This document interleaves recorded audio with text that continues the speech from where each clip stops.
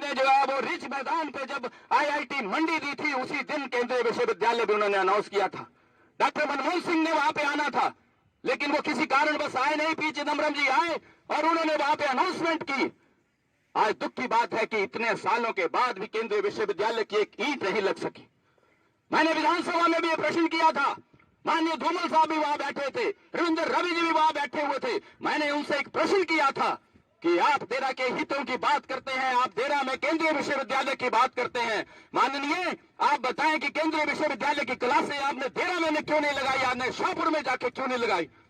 क्योंकि आप सरबीन को शांता कुमार के खेमे से तोड़ के अपने साथ मिलाना चाहते थे। आपने जो है वो शाहपुर में जाके क्लासें लगा दी, आपने धर्मशाला में जाके क्लासें लगा दी। अगर आप देरा के हितैषी होते और केंद्रीय विश्वविद्यालय को देरा में स्थापित करना चाहते तो आप उनकी क्लासें जो है वो देरा में स्थापित करते या ज्वालामुखी में लगाते। जब केंद्र की टीम आई तो 2 मंत्री थे यहां से, और दोनों के दोनों मंत्री यहां से गायब थे भारतीय जनता पार्टी के।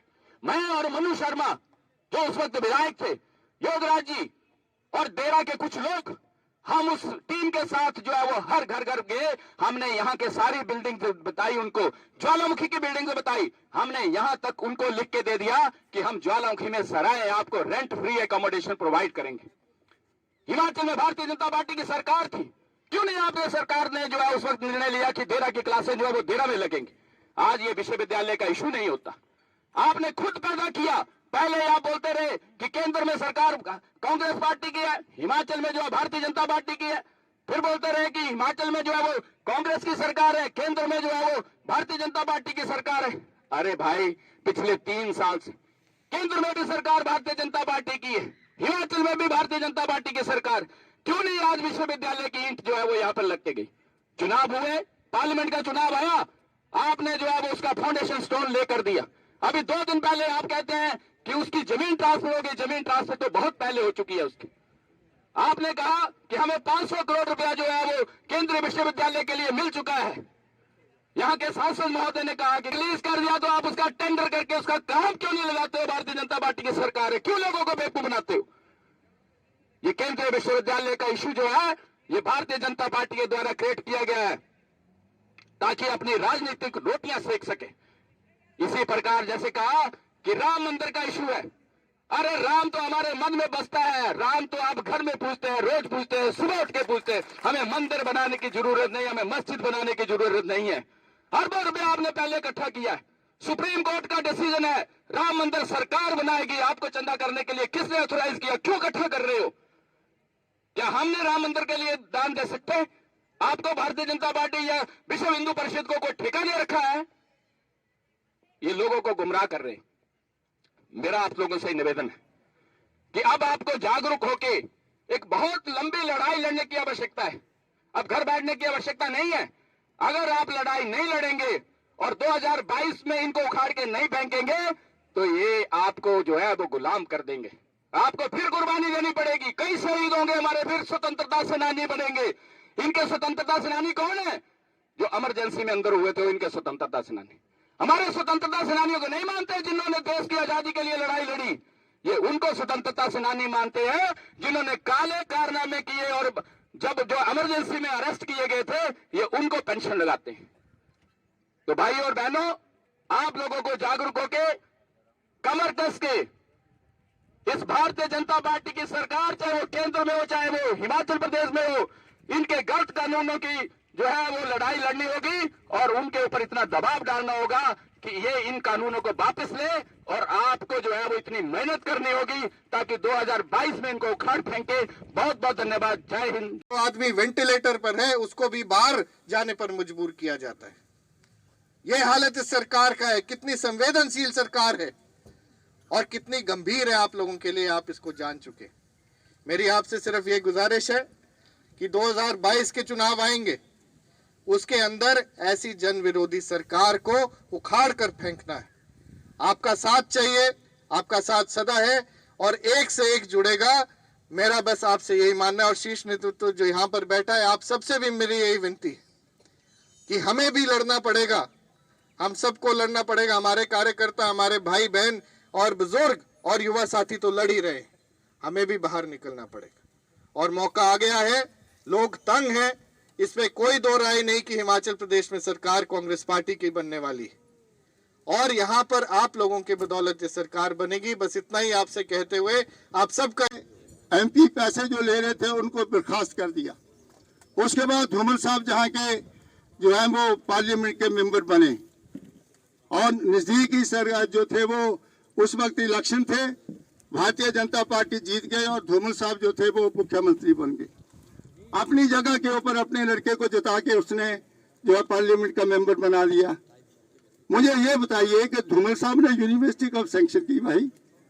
ये यूनिवर्सिटी 2005 में जो है वो चिदम्बरम जो है वहां पर आए, मैं उसमें मेंबर पार्लियामेंट था और उन्होंने 3 चीजें दी। सेंट्रल यूनिवर्सिटी जो थी वो कांगड़ा दी, IIT जो था वो मंडी दिया, इंडियन इंस्टीट्यूट ऑफ टेक्नोलॉजी, और IIM Indian institute of management जो था उसको पौंटा साहब दिया। मुझे ये बताइए कि धूमल साहब ने यूनिवर्सिटी कब लाया? और उस वक्त जो अनुराग ठाकुर यूनिवर्सिटी कब लाया? और उसके बाद बताइए अनुराग के वाले चंदेल होता था वो यूनिवर्सिटी लेके आया, वो तो अपोजिशन में था। हम 4 लोग तो 3 लोग हम जीत के गए, मैं जीत के गया, श्रीमती प्रतिभा सिंह जीत के गई, उसके बाद हरिराम शांडिल जीत के गया। आप इस यूनिवर्सिटी की कंट्रोवर्सी को क्यों करते हैं कि यहाँ खुले वो खुले? खुलनी चाहिए कहीं खुले, लेकिन ये कह देना है कि जी अनुराग ठाकुर यूनिवर्सिटी, उसमें तो पैदा भी नहीं हुआ था पॉलिटिक्स में। तो इस चीजों के बारे में पूरा ज्ञान होना चाहिए। पता नहीं कौन आपका कोबरा ग्रुप है या पता नहीं कौन सा ग्रुप है, ये कह रहा है कि यूनिवर्सिटी के बारे में जो उस वक्त मैं पार्लियामेंट बन के गया और मैंने शांता कुमार को हराया। सबसे बड़ा कोबरा तो मैं यूनिवर्सिटी के बारे में जानता हूँ। अगर आप ये पूछे कि जो है वो हमारा जोगरा यूनिवर्सिटी के बारे में जानता है, ये कौन सी यूनिवर्सिटी में पढ़ा हुआ है भाई? मैं तो पंजाब यूनिवर्सिटी का स्टूडेंट हूँ। ऐसे ही गप्पे मार देना, डींगे मार देना, ये है वो है, ना तो अभी तक कोई क्लियरेंस हुई, ना कोई पैसा आया, ना कोई बजट में जो है वो कहीं पर में जो है वो प्रोजेक्ट नहीं हुआ। तो हम ऐसे ही मार दें कि गप्पे मार दें कि ये यूनिवर्सिटी में ले आ, ये ले आ, क्या बोलेंगे? कोई वो फैक्ट्स जो है उनके बारे में हमें जो है वो पूरी जानकारी होनी चाहिए। इधर उधर की बात करने से कोई फायदा होने वाला नहीं। तो मैं इसलिए कहना चाहता हूँ कि हर चीज को आज उसकी कीमत 800 रुपये पहुंच गई है, 850। और पेट्रोल जो था वो 47 रुपये से लेके 60 रुपये तक गया। हमने कई बार कैबिनेट में इस पे चर्चा की कि कोई टैक्स नहीं लगाएंगे, और आज वो तेल जो है वो 100 रुपये पहुंचने वाला है। मोदी सरकार जो रेवेन्यू ले रही है वो 5,75,000 करोड़ सिर्फ पेट्रोल से रेवेन्यू जो है वो जनरेट कर रहे हैं। तो वो 5,75,000 करोड़ रुपया कहां जा रहा है? जो दालें हैं, हम लोग सिविल सप्लाई में ये लड़ते थे मेरे साथ आके संजय जी और बाकी कि सर 2 की बजाय 3 करो। हम लोगों ने 4 कर दी और 4 दालें आधे रेट पे देते थे जो मार्केट का रेट था। आज काबली चने पे, मसर की दाल पे, बाकी दालों पे इस सरकार ने 25% टैक्स लगा दिया। अब गरीब आदमी खाएगा क्या? क्या खा सकता है गरीब आदमी? आपने गरीब आदमी के खाने पे भी कंट्रोल कर दिया। फिर एक और ठगी की, मैं उसको ठगी कहूंगा और जिम्मेवारी से कह रहा हूं। हम लोग मिनिस्टर रहे हैं, जो भी बात करेंगे जिम्मेवारी से करेंगे, तथ्यों से करेंगे। एक योजना लेके आए, उज्ज्वला योजना लाए। जो लोग गांव में मनरेगा करते थे, गांव से झाड़ियों से लेकर के भी खाना बना लेते थे, उनको सिलेंडर दे दिया एक फ्री, और कहा ये सिलेंडर फ्री है आपको, और अगला सिलेंडर 825 रुपए का दे दिया। तो वो फ्री रहा, या फिर 500 रुपए और एक्स्ट्रा ले लिए। अगर वो एक सिलेंडर लेता होगा, साल के 12 सिलेंडर लेता होगा, तो उससे आपने 6,000 रुपया अलग से जो है और बढ़ा दिया। आज इस सरकार का जो बजट आया है, वो बजट जो है वो कोई रेवेन्यू बढ़ाने का नहीं है। हर सरकार रेवेन्यू बढ़ाती है, इनका है भारत पेट्रोलियम। ये सब नेहरू और गांधी और इंदिरा जी और बेच कुछ को रहे हैं। हवाई अड्डे बेच दो, अडानी जी को दे दो, गैस कंपनी बेच दो, अंबानी जी को दे दो। तो जो गैस कंपनियां पैसा कमा रही हैं और उनका डिविडेंड जो है सरकार को आ रहा है, उनको आज बेचने की क्या समस्या हो गई? क्यों बेच रहे हैं? हर चीज पे टैक्स लग रहा है, हर चीज पे मोदी और अमित शाह का टैक्स लग रहा है। ये सरकार व्यापारियों की सरकार है। हम लोग बहुत बोलते थे, मगर हमारे जो वोटर हैं, क्या मोदी जी को भेजूं या आपको भेजूं? आज कहाँ हैं आप? क्यों नहीं आवाज उठा रही? मंत्री पद का इतना ही है, तब नहीं में फर्क है। महंगाई इनको छू नहीं रही।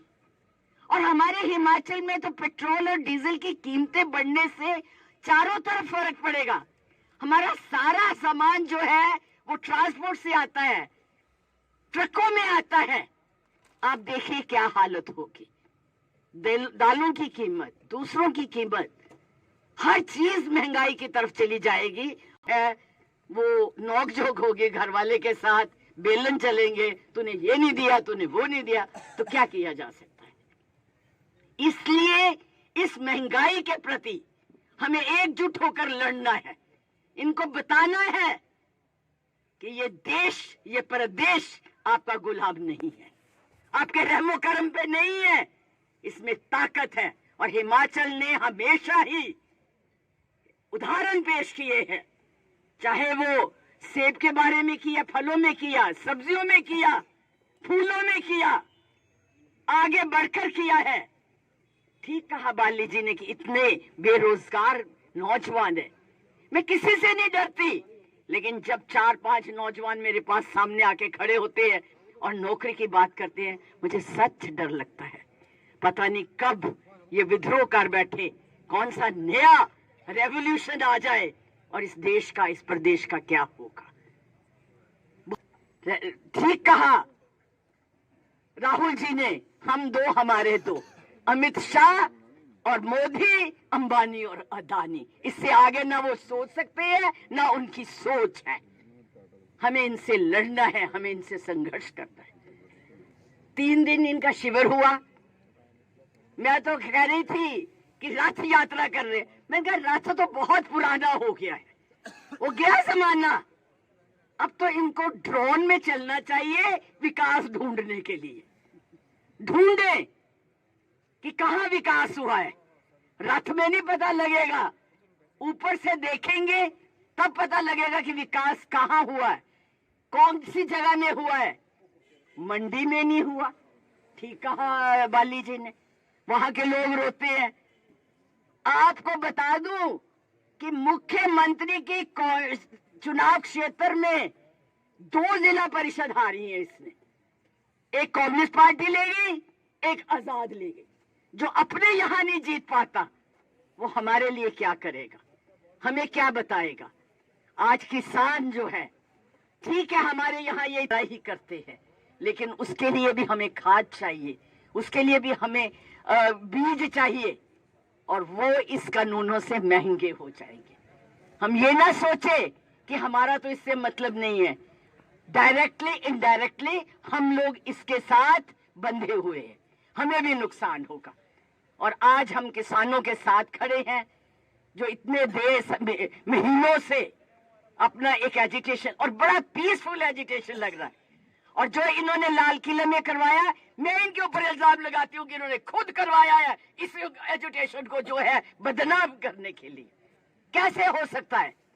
किस तरह से मोड़े गए वो ट्रैक्टर? इनकी चालबाजी है, इनका जो दिमाग है वो बिल्कुल शरारती दिमाग है, और इसको समझना है। मैं आप सबका धन्यवाद करती हूँ। और ये तो गड्ढे खोदने वाले हैं, और आज उसी मनरेगा की प्रेज करते हैं, उसी ने इनको बचा दिया है, ओहो, पुष्पा को तो मैंने देखा ही नहीं, लड़ पे रहने मेरे नाल। एक जिला परिषद की हमारी मेंबर है, ये जीती है और इसका भी मैं स्वागत करती हूँ। और मैं ज्यादा न बोलते हुए सिर्फ आपका धन्यवाद करती हूँ, आप लोगों का अभिनंदन करती हूँ और यही चाहूंगी कि